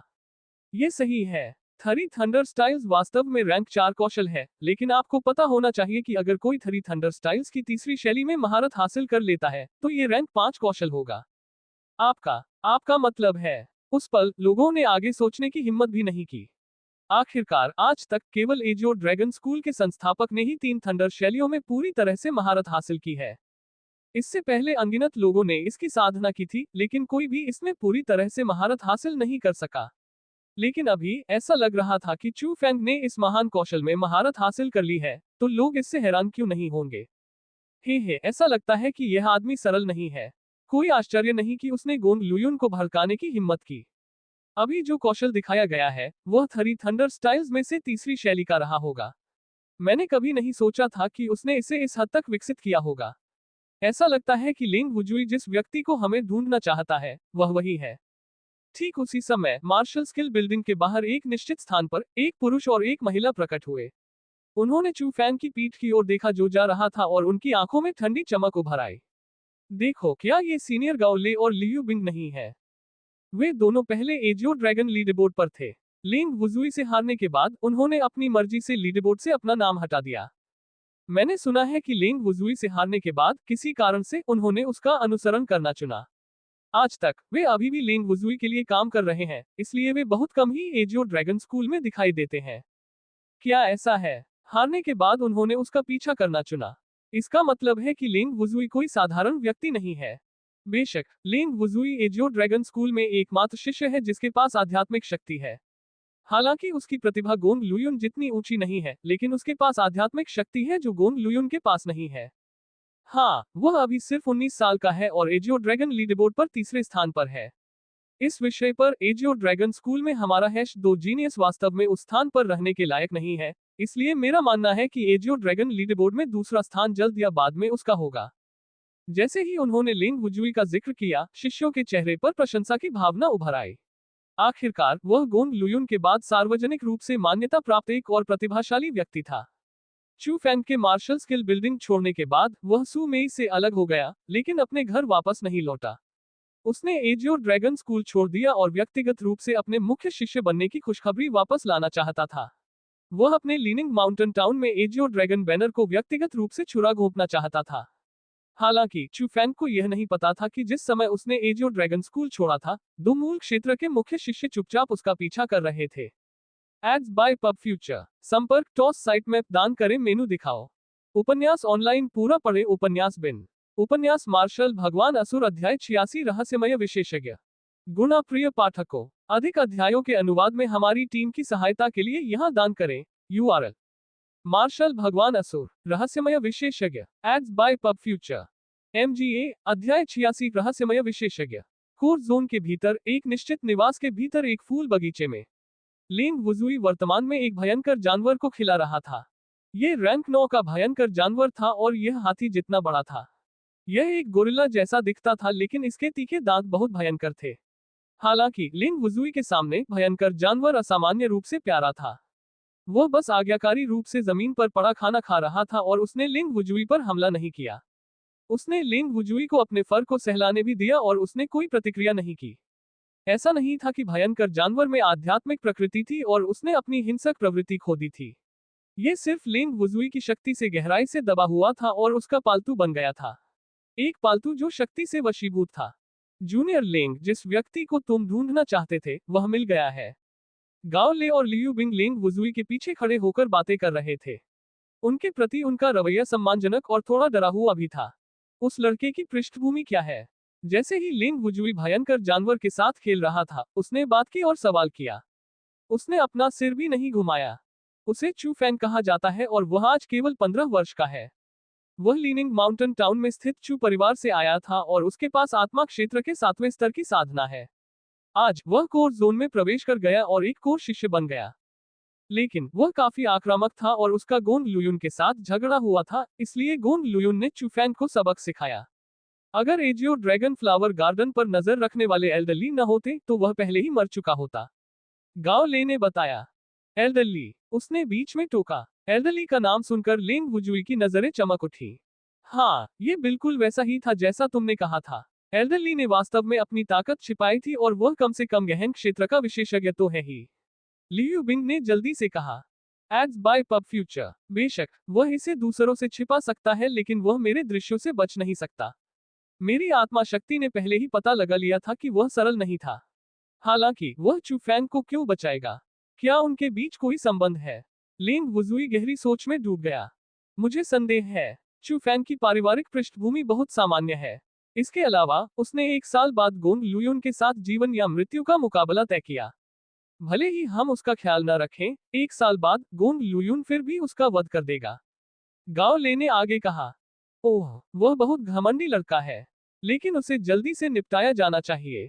इसमें देरी नहीं की जा सकती, लिंग वुजुई ने गंभीर स्वर में याद दिलाया। चिंता मत करो, वह पहले ही एजियो ड्रैगन स्कूल छोड़ चुका है और चू परिवार में वापस आ गया है। उसे व्यक्तिगत रूप से एजियो ड्रैगन बैनर को अपने परिवार में वापस लाना चाहिए। आखिरकार चू परिवार केवल एक छोटी शक्ति है और एजियो ड्रैगन बैनर उनकी बहुत मदद करेगा। हमने झाओ शे भाइयों को पहले ही उसे गुप्त रूप से मारने के लिए भेज दिया है। हालांकि उस लड़के के पास कुछ तरीके हो सकते हैं, लेकिन झाओ शे भाई मूल क्षेत्र के तीसरे स्तर पर है। उनके समन्वय के साथ उस लड़के को खत्म करने के लिए यह पर्याप्त से अधिक है, लियू बिंग ने समझाया। कमीने, ये शब्द सुनकर लिंग वुजुई न केवल खुश नहीं था, बल्कि उसे गुस्सा भी आया। वह अचानक खड़ा हुआ, दोनों की ओर इशारा किया और डांटा, क्या तुम नहीं जानते कि लंबी रातें मतलब ज्यादा सपने क्या कहते हैं? या तुम इस छोटी सी बात को करने के लिए बहुत आलसी हो और मुझे व्यक्तिगत रूप से जाने की जरूरत है। लिंग वुजुई को इस तरह देखकर गाओ ले और लियू बिंग के चेहरे पर बहुत ज्यादा बदलाव आ गया। वे डरकर पीछे हट गए और फिर एक साथ बोले, हम अभी जाकर उसे खत्म कर देंगे। गाओ ले और लियू बिंग ने जल्दी से एजियो ड्रैगन स्कूल छोड़ दिया। वे दोनों तेज घोड़ों पर सवार थे और पागलों की तरह चू परिवार की ओर दौड़ रहे थे। लियू बिंग के हाथ में एक त्रिकोणीय पीला ताबीज था। ताबीज की रोशनी कमजोर थी। जैसे जैसे वे दोनों आगे बढ़ते गए, रोशनी और भी तेज होती गई। ये देखकर लियू बिंग ने थोड़ा भौहें सिकुड़ी, अचानक घोड़े को रोका और घबराकर कहा, कुछ गड़बड़ है क्या? ये देखकर गाओ ले भी घबरा गया। ये झाओ शे भाइयों के शरीर पर स्थित स्थान निर्धारण ताबीज है। उन्हें चू फैन का पीछा करना चाहिए था और जब वो हेजो ड्रैगन स्कूल की सीमा से बाहर निकला तो उन्होंने उस पर हमला कर दिया। लेकिन अभी ये तावीज जिस स्थान को दिखा रहा है, उसका मतलब है कि वे आसपास ही हैं, लियू बिंग ने समझाया। तो इसका मतलब है? ये शब्द सुनकर गाओ ले भी भौचक्का हो गया और असहज हो गया। हुश हुश वे दोनों घोड़े से उतर गए और ताबीज के संकेत के अनुसार आसपास खोजने लगे। बहुत जल्दी वे दोनों एक जंगल में घुस गए और ताबीज की रोशनी तेज होती गई। अब ये टिमटिमाना बंद हो गया और लगातार रोशनी देने लगा। Ads by pub future. जब वे दोनों जंगल में 2000 मीटर अंदर घुसे तो उन्हें ये देखकर झटका लगा कि उनके सामने दो शव पड़े हैं। वे झाड़ियों के बीच पड़े थे और दोनों लोगों ने साधारण कपड़े पहने हुए थे। लेकिन उनके चेहरे देखकर उन्हें लगा कि वे झाओ शे भाई ही थे जिन्हें उन्होंने पहचान लिया। लेकिन उस समय उन दोनों की सांसें थम सी गई थी। सबसे अजीब बात यह थी कि उन दोनों के शरीर पर एक भी घाव नहीं था। गाओ ले नीचे झुका और अपना हाथ उनकी छाती पर दबाया। कुछ देर तक महसूस करने के बाद उसकी भौहें तन गईं और उसने गंभीर भाव से कहा, उनके अंग टूट गए और वे अत्यधिक दबाव के कारण मर गए। ये कैसे संभव है? चू फैन केवल आत्मा क्षेत्र के 7वें स्तर पर है, इसलिए उसके पास इतना मजबूत दबाव कैसे हो सकता है? झाओ शे भाई मूल क्षेत्र के तीसरे स्तर के विशेषज्ञ थे। उन शब्दों को सुनकर लियू बिंग का चेहरा भी पीला पड़ गया। किसी व्यक्ति को मौत के घाट उतारने के लिए दबाव का इस्तेमाल करने का मतलब था कि उसके पास अपने प्रतिद्वंद्वी से कम 3 स्तर अधिक की साधना होनी चाहिए और चू फैंग ऐसा नहीं कर सकता था। इसका मतलब था कि चू फैंग के पास मदद थी और वह मदद मूल क्षेत्र के कम से कम 6ठे स्तर की थी। ऐसा लगता है कि लिंग वुजुई ने सही अनुमान लगाया है। हमने वास्तव में चू फैंग को कम आंका था। गाओ ले ने असहाय होकर आह भरी और उसकी निगाहें अंतहीन रूप से झपकती रहीं, बिना किसी को पता चले कि वह क्या सोच रहा था।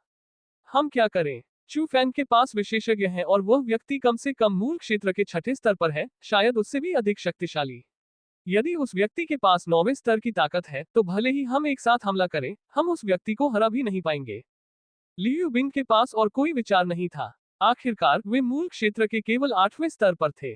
स्वाभाविक रूप से उन्हें किसी अज्ञात दुश्मन का सामना करने का कोई भरोसा नहीं था। अगर हम इसी तरह वापस गए तो हमें लिंग वुजुई द्वारा निश्चित रूप से दंडित किया जाएगा। आप उसके तरीकों को जानते हैं। हम सिर्फ उसकी कठपुतलियां हैं और उसे जरा भी दया नहीं आएगी। आप उस जहर का स्वाद नहीं चखना चाहेंगे जो दिल को छेद देता है और हड्डियों को छलनी कर देता है ना? नहीं, बिल्कुल नहीं। जहर शब्द सुनते ही लियू बिंग का चेहरा तुरंत पीला पड़ गया। यहाँ तक कि उसका शरीर भी कांपने लगा और उसकी निगाहें भय से भर गईं। तो हमें चू फैंग को खत्म करना होगा, वरना लिंग वुजुई हमें मारक दवा देना जारी नहीं रखेगा। मैं उस जहर के बारे में सोचने से भी ज्यादा मर जाना पसंद करूंगा, गाओ ले ने दृढ़ता से कहा।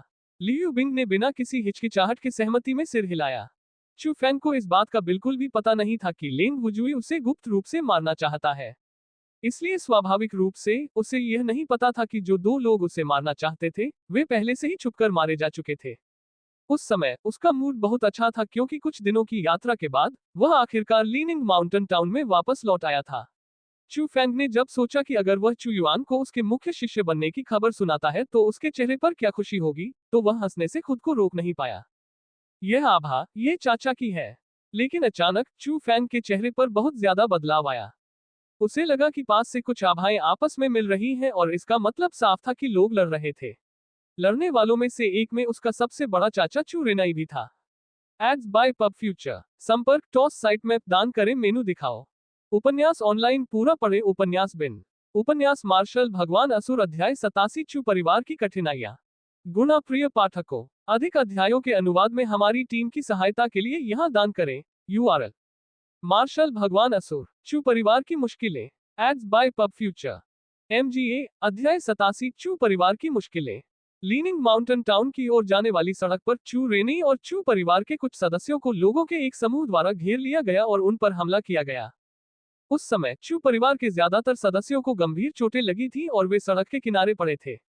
उनमें से कुछ की चोटें बहुत गंभीर थी, इसलिए उनकी मृत्यु हो गई। केवल चू रेनई, जो आत्मा क्षेत्र के 8वें स्तर पर था, दर्द से खुद को संभाल पाया। लेकिन 8वें स्तर पर 6 लोगों और 7वें स्तर पर कई घायल दुश्मनों का सामना करते हुए चू रेनई स्पष्ट रूप से नुकसान में था। उसके शरीर पर अनगिनत घाव थे और वह बड़ी बड़ी सांसें लेकर मुश्किल से सांस ले रहा था। वर्तमान में असहायता उसकी नजर में थी। चू रेनई, तुमने कभी नहीं सोचा होगा कि हमने तुम्हारा कई घंटे इंतजार किया है ना? आज तुम्हारे चू परिवार को कोई नहीं बचा सकता। कितने चू परिवार के सदस्य वापस आएंगे, कितने मरेंगे? पुरुष नेता ने उग्रता से कहा। माजोंग, मेरे चू परिवार की तुम्हारे माँ परिवार से कोई दुश्मनी नहीं है। तुम जू परिवार की मदद क्यों कर रहे हो और मेरे चू परिवार को नुकसान क्यों पहुंचा रहे हो? चू रेनई ने जोर से सवाल किया। हाँ, चू रेनई, तुम्हें अपने दिल में स्पष्ट होना चाहिए कि हम तुम्हारे चू परिवार से निपटने के लिए एक साथ क्यों आ रहे हैं। तुम्हें लगता है कि तुम इस बात को दूसरों से छिपा सकते हो? माजोंग ने ठंडे स्वर में मुस्कुराते हुए चू रेनई के चारों ओर भीड़ लगा दी और हत्या का इरादा प्रकट किया। हमें अभी भी ये देखना होगा कि क्या तुम मेरे चू परिवार से निपटने की क्षमता रखते हो।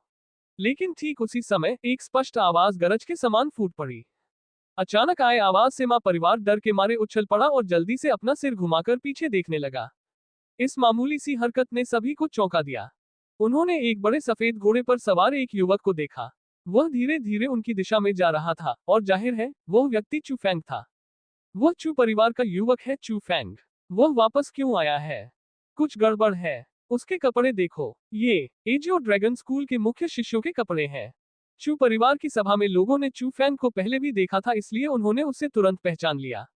हालांकि जब उन्होंने चू फैंग के मुख्य शिष्य के कपड़े देखे तो वे सभी बहुत हैरान हो गए।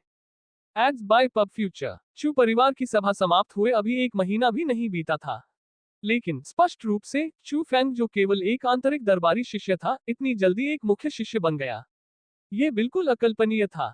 हालांकि वे जानते थे कि चू फैंग की प्रतिभा प्रभावशाली थी और वह भविष्य में बेहद उपयोगी साबित होगा, लेकिन उन्होंने कभी नहीं सोचा था कि उसकी प्रतिभा इतनी उत्कृष्ट थी। यह उनकी कल्पना से परे थी।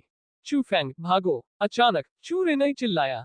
उसे घेर लो, उसे भागने मत दो। ये सुनकर माजोंग ने इस पर प्रतिक्रिया व्यक्त की और जल्दी से भीड़ को चू फैंग को घेरने का निर्देश दिया। चू फैंग के लिए उसने लोगों के समूह को अपनी नजरों में भी नहीं लिया। वह वहीं खड़ा था, घोड़े पर ऊंचा और नीचे की ओर देख रहा था, बेहद घबराई हुई भीड़ जिसने उसके बाहर निकलने पर रोक लगा दी थी। हाँ, तुम छोटे शैतान हो। तुम बहुत प्रभावशाली हो, उस उम्र में एजियो ड्रैगन स्कूल के मुख्य शिष्य बन गए हो। अगर हम तुम्हें आगे बढ़ने देंगे तो ये बहुत भयानक होगा। चू फैंग के भागने का रास्ता बंद होते देख माजोंग राहत में हंसा। ये सही है। आज हमें चू परिवार को पूरी तरह से खत्म कर देना चाहिए, नहीं तो भविष्य में अंतहीन परेशानियां होंगी। बाकी लोगों ने भी उसकी बात दोहराई। आखिरकार चू फैंग की प्रतिभा बहुत भयानक थी, इतनी मजबूत कि इससे उन्हें डर लगने लगा। अगर उन्होंने चू फैंग को नहीं मारा तो भविष्य में बहुत सारी परेशानियां होंगी। कमीने, तुम मेरे चू परिवार को खत्म करना चाहते हो? जाओ सपने देखो। उस पल चू रेनई पागल हो गया और आगे बढ़ गया। आज चू परिवार पर वास्तव में एक विपत्ति आ गई और लगभग पूरा लीनिंग माउंटेन टाउन नष्ट होने वाला था। चू परिवार की उम्मीदें युवा पीढ़ी पर टिकी थी और जाहिर है चू फैंग युवा पीढ़ी के भीतर उनकी सबसे बड़ी उम्मीद थी। हालांकि वह व्यक्तिगत रूप से चू फैंग को पसंद नहीं करता था, चू परिवार के हिस्से के रूप में उसे चू फैंग की रक्षा करनी थी, भले ही वह अपने जीवन का बलिदान दे। चू फैंग, भागो! यूए और अन्य लोगों से कहो कि वे लीनिंग माउंटेन टाउन में वापस न लौटें। चू रेनई ने जितना संभव हो सके उतना वध किया, वह जोर से चिल्लाया। तुम अपना ख्याल भी नहीं रख सकते और फिर भी दूसरों को बचाना चाहते हो। सबको मार डालो। माजोंग ने ठंडी सांस ली और अपने हाथों में लोहे की ब्लेड लेकर चू रेनई की ओर लहराया और हमला किया। उसी समय अन्य लोगों ने भी चू फैंग पर हमला किया। उनकी हरकतें बेरहम थी और वे वास्तव में मारने की योजना बना रहे थे। हुश हुश हुश। Ads by pub future. माजोग भी आत्मा क्षेत्र के 8वें स्तर पर था, लेकिन वह अपने स्वास्थ्य के वर्षों में था। चू रेनी के पहले से ही गंभीर रूप से घायल होने के अलावा माजोग का ब्लेड असामान्य रूप से मजबूत था।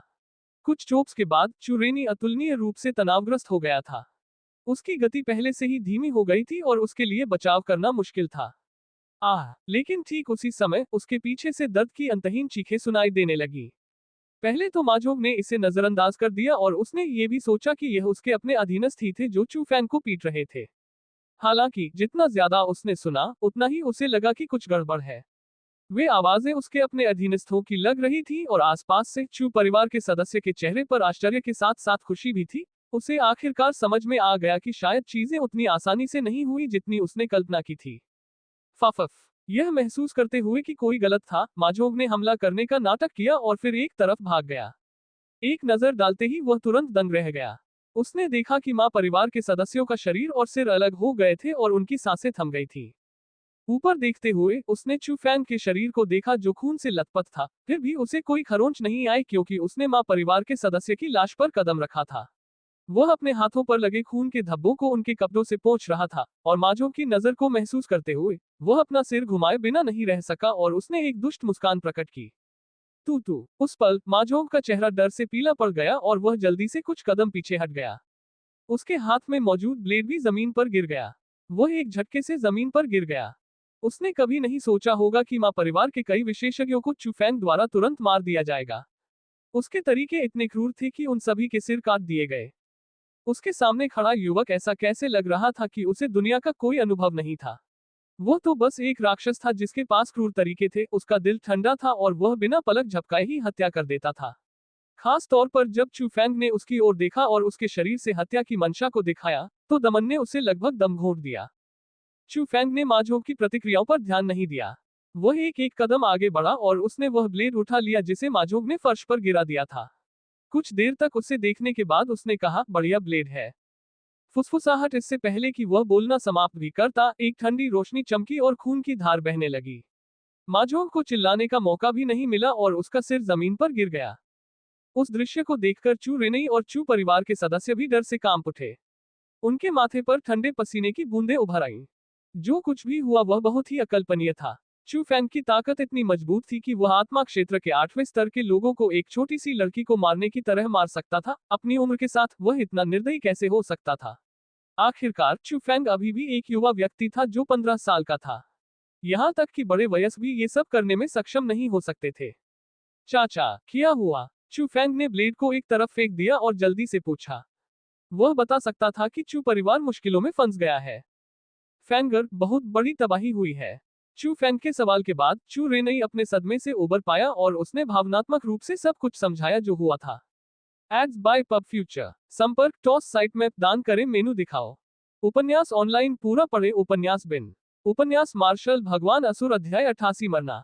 गुणा प्रिय पाठकों, अधिक अध्यायों के अनुवाद में हमारी टीम की सहायता के लिए यहाँ दान करें। URL मार्शल भगवान असुर डाई ads by pub future MGA अध्याय 88 मरना। तो ऐसा हुआ कि जब चू फैंग और दूसरे चले गए तो चू परिवार में कुछ बहुत बड़ी घटना घटी। पहाड़ पर खनन क्षेत्र में एक दुर्लभ काले लौह अयस्क की खुदाई की गई। अधिक खोजबीन के बाद उन्होंने पाया कि अयस्क की मात्रा बहुत अधिक थी। काला लौह अयस्क हथियार बनाने के लिए सबसे अच्छी सामग्री थी। इसका मूल्य सोने के अयस्क से भी अधिक था और वह खदान एक बेहद कीमती खनिज भंडार था। इससे चू परिवार का मुनाफा कई 100 गुना बढ़ सकता था।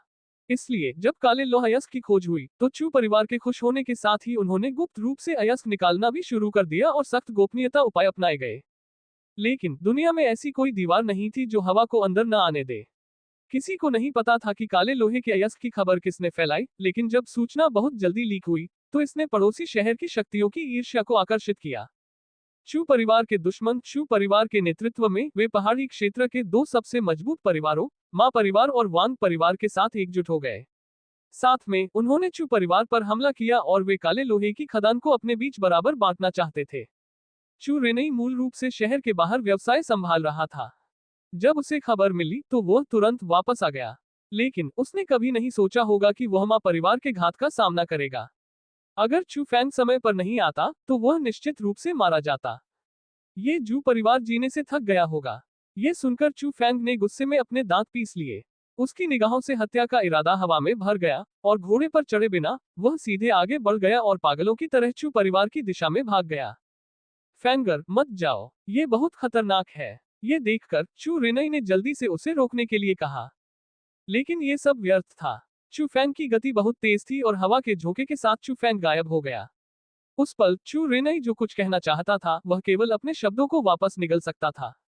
थोड़ी देर बाद वह होश में आया और अतुलनीय आश्चर्य के साथ बोला, फैंगर की गति, क्या उसकी ताकत पहले ही आत्मा के दायरे से बाहर हो चुकी है? चू रेनई की बातें सुनकर बुरी तरह घायल चू परिवार के सदस्यों ने सदमे में अपना मुंह चौड़ा कर लिया। इसका क्या मतलब था जब उसने उस उम्र में आत्मा के दायरे की शक्ति को पार कर लिया? ये बस इतना था कि उनके दिमाग की सहन शक्ति उससे कहीं ज्यादा थी। लीनिंग माउंटेन टाउन चू परिवार पर आधारित था। चू परिवार द्वारा व्यवस्था बनाए रखी जाती थी और नागरिकों की सुरक्षा चू परिवार द्वारा की जाती थी। ये कहना अतिशयोक्ति नहीं होगी कि यह छोटा शहर एक छोटे आकार का देश था। Ads by pub future. इसके अलावा हाल ही में हुई काली लोहे की खदान के कारण चू परिवार ने लीनिंग माउंटेन शहर में पहले से ही सुरक्षा की कई परतें तैयार कर ली थी, ताकि उन लोगों से बचाव किया जा सके जो उनके प्रति बुरी नीयत रखते हो। लेकिन उनके सामने जू, मा और वांग परिवार के हमले से लीनिंग माउंटेन टाउन की सुरक्षा की परतें टूट गईं और शहर के लगभग सभी नागरिकों का कत्लेआम हो गया। चू परिवार ही एकमात्र ऐसा था जो संघर्ष जारी रख पाया। हालांकि चू युवानबा चाहे कितना भी ताकतवर क्यों न हो, जू, मा और वांग परिवार के 3 मालिकों का सामना करते समय स्वाभाविक रूप से वह नुकसान में होगा। वर्तमान में उसका चेहरा कागज की तरह सफेद था। उसके पूरे शरीर पर खून लगा हुआ था और वह जमीन पर आधा घुटनों के बल बैठा हुआ था और जोर जोर से हाँफ रहा था और खांस रहा था। पिताजी, चू युवानबा के पास लड़ने की ताकत नहीं बची थी। ये देखकर चू युआन जल्दी से उसके पास पहुंचा। उसने अपने आसपास की चीजों पर नजर डाली और उसे बहुत डर लगा कि कहीं कोई उसके पिता को मार न दे। जब चू युवानबा की हार हुई तो हर जगह की सेना ने भी लड़ाई बंद कर दी। आखिरकार खूनी लड़ाई के लिए शांति का एक छोटा सा क्षण आया। चू युवानबा, ये देखते हुए कि तुम एक बहुत ही अच्छे इंसान हो, मैं तुम्हें एक सम्मानजनक मौत दूंगा। जाओ और आत्महत्या कर लो। लोगों के बीच एक बूढ़ा व्यक्ति था जो थोड़ा मोटा और छोटा था और जिसकी दाढ़ी काली थी। वह जू परिवार का मालिक था।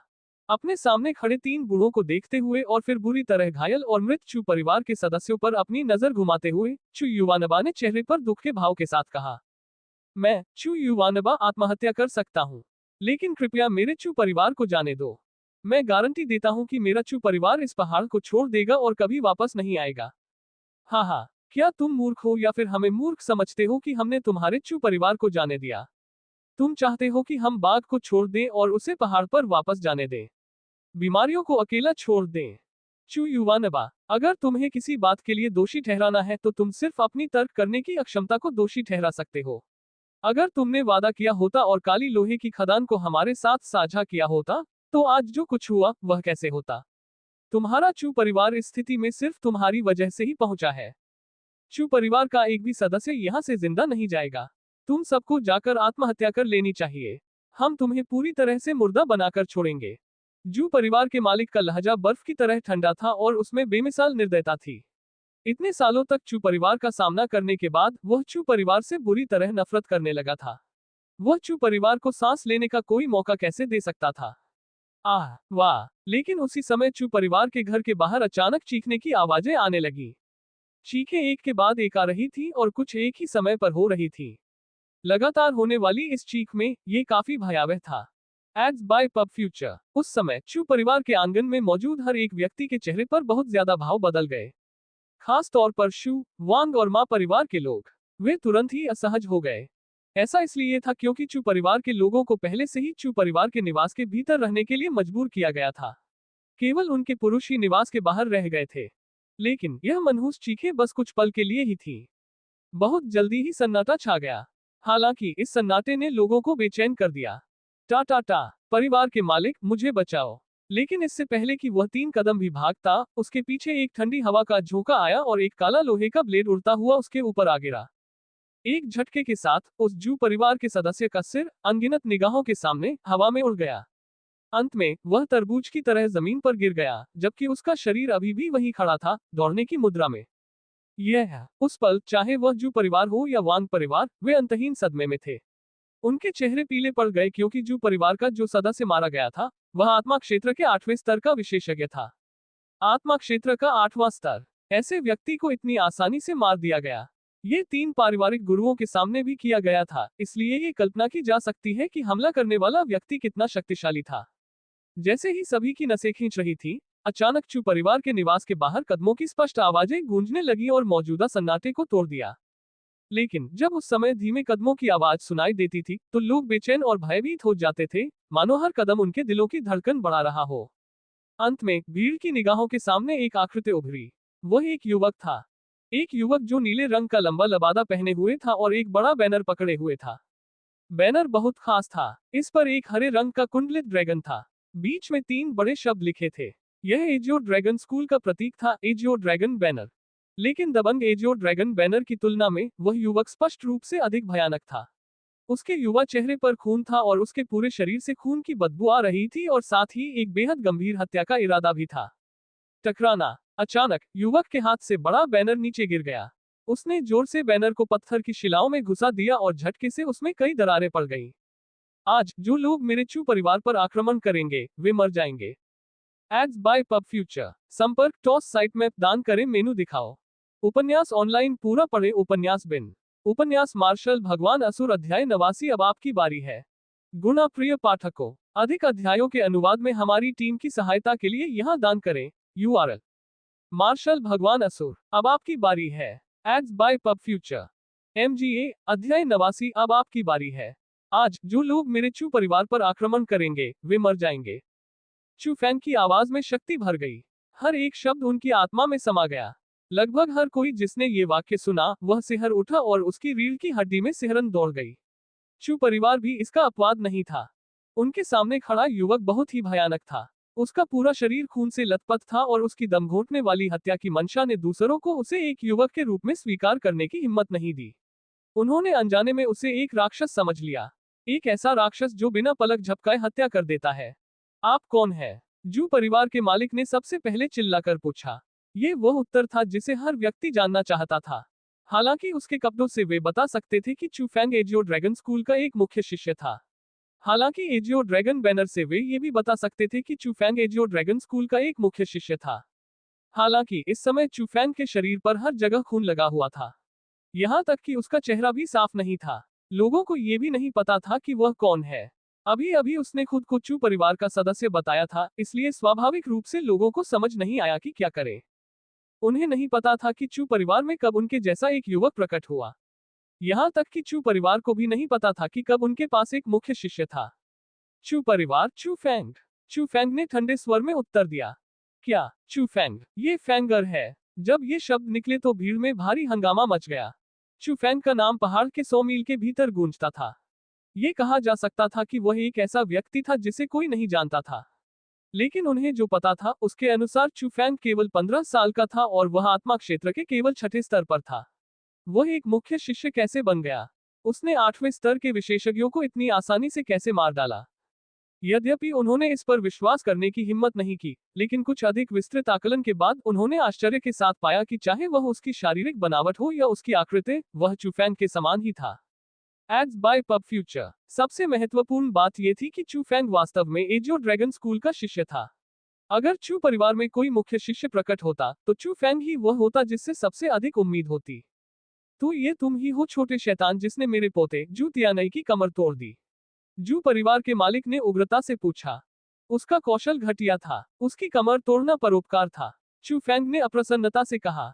तुम? जू परिवार का मालिक बेहद क्रोधित था। बोलते हुए वो हमला करना चाहता था, लेकिन इससे पहले कि वह मौका पाता उसे वांग परिवार के स्वामी और माँ परिवार के स्वामी ने रोक लिया। उन्होंने बहुत गंभीरता से कहा, क्या तुम नहीं देखते कि वह अपने हाथों में क्या पकड़े हुए है? यह एजियो ड्रैगन बैनर है। तो क्या हुआ अगर यह एजियो ड्रैगन बैनर है? इस व्यक्ति ने मेरे पोते को नुकसान पहुंचाया। वह बिस्तर से उठ नहीं सकता और आज तक भी वह चलने के लिए अपने बिस्तर से उठ नहीं सकता। भविष्य में वह कोई मार्शल खेती भी नहीं कर पाएगा। आज मुझे इस व्यक्ति की हत्या करनी होगी। जू परिवार के मालिक ने गुस्से में दहाड़ लगाई। क्या तुम पागल हो? AJIO dragon banner AJIO dragon school का प्रतीक है। बैनर होने का मतलब है एजियो ड्रैगन स्कूल की सुरक्षा होना। अगर तुमने चू फैंग को छूने की भी हिम्मत की तो न केवल तुम बल्कि हमारे 2 परिवारों पर भी विपत्ति आ पड़ेगी। दोनों परिवार के मालिक बहुत डरे हुए थे। वे चू परिवार से नहीं डरते थे, लेकिन उन्हें एजियो ड्रैगन स्कूल से डरना था। हालांकि एजियो ड्रैगन स्कूल एजियोर प्रांत के भीतर केवल एक द्वितीय श्रेणी का स्कूल था, लेकिन उनके लिए वे अभी भी एक बहुत बड़ा राक्षस थे। एजियो ड्रैगन स्कूल को एक बड़ी सेना भेजने की भी जरूरत नहीं थी। कुछ आंतरिक दरबार के बुजुर्गों को भेजा जा सकता था और उनके परिवार को खत्म कर दिया जा सकता था। उन्हें भड़काने या अपमानित करने की हिम्मत नहीं थी। तुम दोनों पागल हो। क्या हमारे पास अभी वापसी का कोई रास्ता है? क्या तुम नहीं देख सकते कि चू परिवार हमारी वजह से क्या बन गया है? अभी हमारे पास पीछे हटने का कोई रास्ता नहीं है। अगर हम चू फैंग को मार देते हैं तो हम एजियो ड्रैगन स्कूल को नाराज कर देंगे। अगर हम उसे नहीं मारते हैं तो एजियो ड्रैगन स्कूल भी हमें जाने नहीं देगा। हालांकि अगर हम अभी चू फैंग को मार देते हैं तो एजियो ड्रैगन स्कूल को तुरंत खबर नहीं मिलेगी। हम अभी भी अपना सामान पैक करके निकल सकते हैं। अगर हम उसे नहीं मारते हैं तो एजियो ड्रैगन स्कूल बहुत जल्दी लोगों को भेज देगा और कुछ भी पीछे नहीं छोड़ेगा। जू परिवार के मास्टर ने गंभीरता से कहा। ये शब्द सुनकर दोनों परिवार के स्वामी भी गहरी सोच में डूब गए। अचानक उन्हें लगा कि जू परिवार के स्वामी सही कह रहे थे। आज तो उन्होंने चू परिवार को इस हद तक मजबूर कर ही दिया। चू परिवार जिसे एजियो ड्रैगन स्कूल का समर्थन प्राप्त था, उसे कैसे माफ कर सकता था?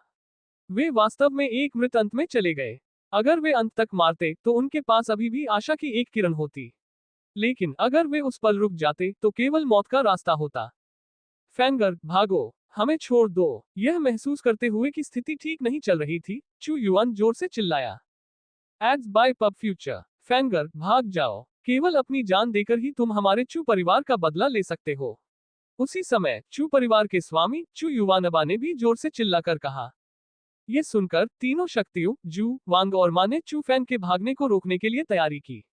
तीनों परिवार के मालिकों ने मूल क्षेत्र की अपनी आभा भी उत्सर्जित की और चू फैंग पर हमला करने की तैयारी की। लेकिन ठीक उसी समय चू फैंग न केवल पीछे हटा बल्कि आगे भी बढ़ा। खून से सने चेहरे पर एक आत्मविश्वास भरी मुस्कान उभरी और उसने कहा, मैंने पहले ही कह दिया था। जो मेरे चू परिवार पर आक्रमण करेगा वह मर जाएगा। फुफकार इससे पहले कि वह कहना खत्म भी करता, हवा का एक झोंका आया और चू फैंग गायब हो गया। लगभग उसी समय जब चू फैंग गायब हुआ, आंगन में कई चीखें गूंजी। उन्होंने देखा कि जू परिवार के कई सदस्यों के सिर कटे हुए थे और चू फैंग ने उन्हें मार डाला था। फुसफुसाहट, लेकिन जैसे ही उन्हें इस बारे में पता चला, चू फैंग फिर से गायब हो गया। इसके बाद मां परिवार के कई सदस्यों की मौत हो गई। कमीने, हाथ मिलाओ और उसे मार डालो।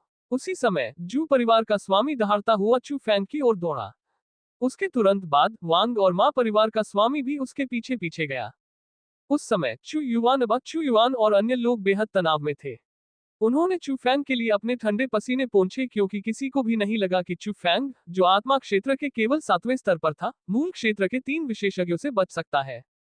हालांकि आत्मा क्षेत्र और मूल क्षेत्र के बीच सिर्फ एक शब्द का अंतर था, लेकिन दोनों के बीच का क्षेत्र स्वर्ग और पृथ्वी की दूरी के बराबर कहा जा सकता था। ये बस एक बड़ा असंभव अंतर था। दोनों के बारे में एक साथ चर्चा करना असंभव था।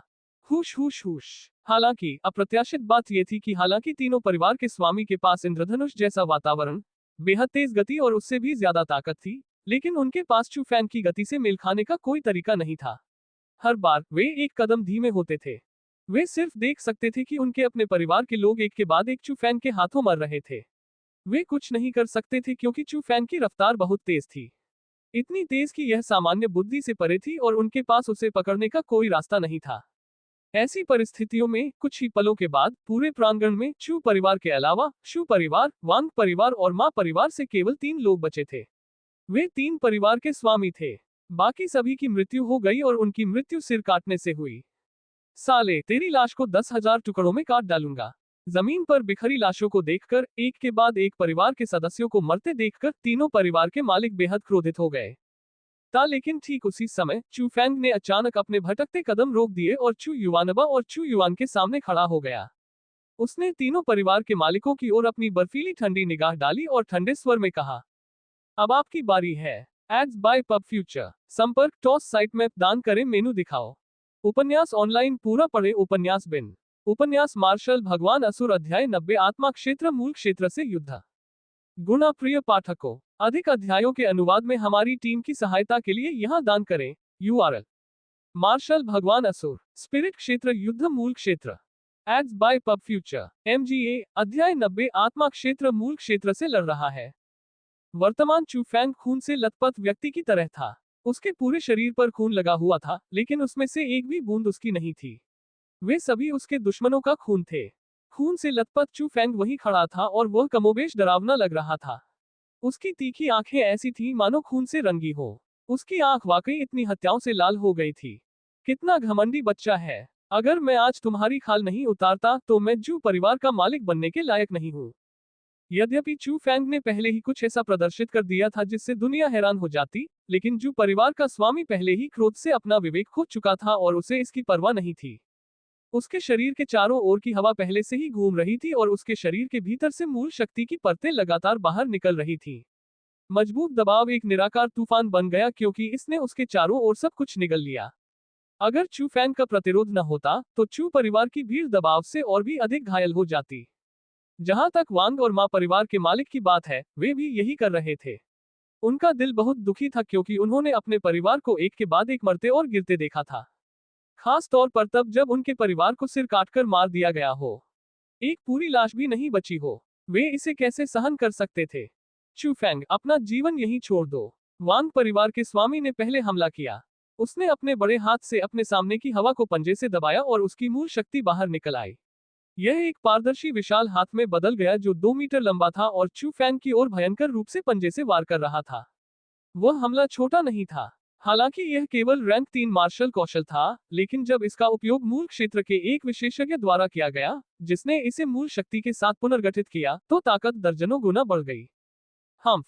लेकिन भले ही यह इतना भयानक हमला था, चू फैंग की अभिव्यक्ति अपरिवर्तित थी क्योंकि वह निडर था। रहस्यमय तकनीक का संचालन करते हुए उसने अपना हाथ उठाया और वांग परिवार के स्वामी से मार्शल कौशल को बलपूर्वक नष्ट करने के लिए एक भ्रामक हथेली भेजी। एड्स बाय पब फ्यूचर, तारांकन। हालांकि चू फैंग ने मूल क्षेत्र के विशेषज्ञों को कमाका। भले ही उसने वांग परिवार के गुरु के मार्शल कौशल को अवरुद्ध कर दिया, लेकिन अत्याचारी मूल शक्ति ने चू फैंग को कुछ कदम पीछे हटने पर मजबूर कर दिया। लड़के, चलो देखते हैं कि क्या तुम मेरी पत्थर की मुट्ठियों का सामना कर सकते हो। चू फैंग को पीछे धकेला गया देखकर तीनों परिवार के स्वामी खुश हो गए। मां परिवार के स्वामी ने जल्दी से हमला किया और कई मुट्ठियां बाहर निकली। संघनित मूल शक्ति से मुट्ठियां विशाल पत्थरों की तरह थीं, जो आकाश को छिपाते हुए और जमीन को ढांकते हुए उभरी।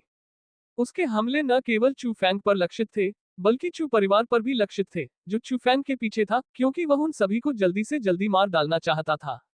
बिना कुछ कहे चू फैंग के पैर हल्के से घोड़े की सवारी की मुद्रा में आ गए और उसके शरीर पर लबादा बिना किसी हवा के हिलने लगा।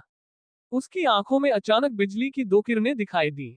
बज़, अनगिनत मोटी बिजली लुढ़कते बिजली के सांपों की तरह थी। वे चू फैंग के शरीर से प्रकट हुए, आपस में जुड़ गए और आगे बढ़ गए। उन्होंने बिजली की एक घनी दीवार बनाई जिसने किसी भी हवा को गुजरने नहीं दिया। इसने मूल शक्ति के संघनन से बनी मुट्ठी को पूरी तरह से रोक दिया। हाँ, हमले के बाद चू फैंग गुस्से से चिल्लाया। बिजली के सांपों ने बचाव छोड़ दिया और हमला करना शुरू कर दिया।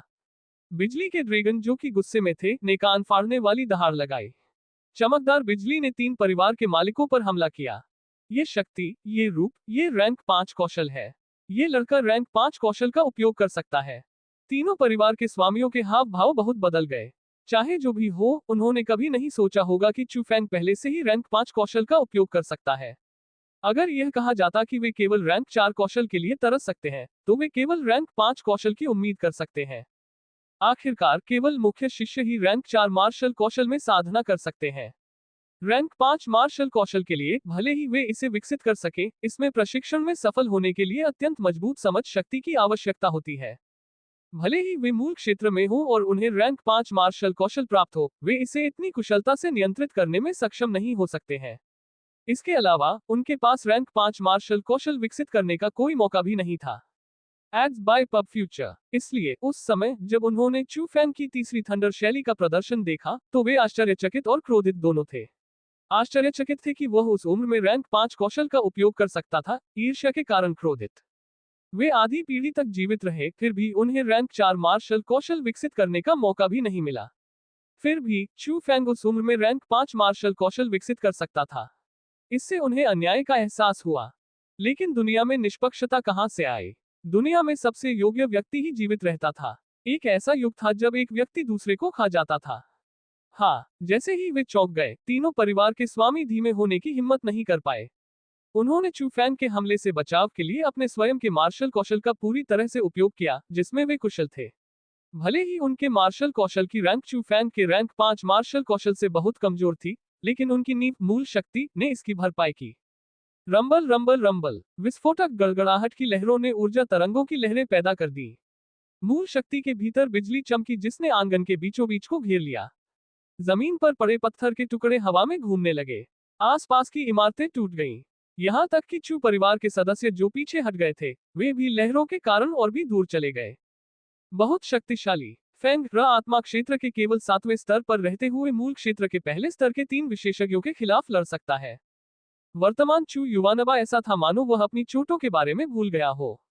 चू फेंग और 3 पारिवारिक स्वामियों के बीच लड़ाई को देखते हुए उसकी आंखें भी नहीं हटी। उसने कभी ऐसा व्यक्ति नहीं देखा था और न ही सुना था जो तब हार न गया हो जब अंतर पूरे क्षेत्र का हो। चू फेंग वास्तव में मजबूत है। चू युवानबा के अलावा चू परिवार के अन्य सदस्य भी अपना ध्यान युद्ध पर केंद्रित कर रहे थे। हालांकि चौंकाने वाली लड़ाई और विनाशकारी हमलों को देखते हुए सदमे के अलावा उनके मन में एक और जटिल भावना थी। चू युवानबा और चू युआन सहित पूरे चू परिवार में एक भी व्यक्ति ने नहीं सोचा था कि चू परिवार की विपत्ति के समय जो उनके सामने खड़ा होगा वह ये युवक होगा। जब वह छोटा था तो उसे नीची नजर से देखा गया। जब वह छोटा था तो उसका अपमान किया गया। जब वह छोटा था तो उसके साथ बदसलूकी की गई। जब वह छोटा था तो उसके साथ भेदभाव किया गया। लेकिन अगर यह सोचना और भी असंभव था, तो जो व्यक्ति उनके सामने खड़ा था, वह वही युवक था। उसने उनके बारे में अपनी राय को त्याग दिया। पहले जो अपमान उसने सहा था, उसे त्याग दिया और उस पल वह अपने पूरे परिवार की रक्षा के लिए अपने जीवन का उपयोग कर रहा था। जब एक परिवार का अस्तित्व एक व्यक्ति के हाथों में आ जाता है, तो ये बहुत बड़ी बात नहीं होती, क्योंकि हर परिवार में एक ऐसा व्यक्ति होता है, उनकी आत्मा की रीढ़। लेकिन जब एक परिवार का अस्तित्व उस युवक के हाथों में आ गया, जिसे अनगिनत लोग घृणा की दृष्टि से देखते थे, तो वह वास्तव में चौंकाने वाला दृश्य था। यह दृश्य उनके दिलों की गहराई को झकझोर देने के लिए पर्याप्त था। शुभकामनाएं चू फैंग। चाहे वे इसके लिए तैयार हो या नहीं, उस समय चू परिवार के सदस्यों के हर एक दिल में वे शब्द गूंज रहे थे। उनके सामने चू परिवार का अस्तित्व वास्तव में चू फैंग के हाथों में था। Ads by pub future. संपर्क टॉस साइट मैप दान करें।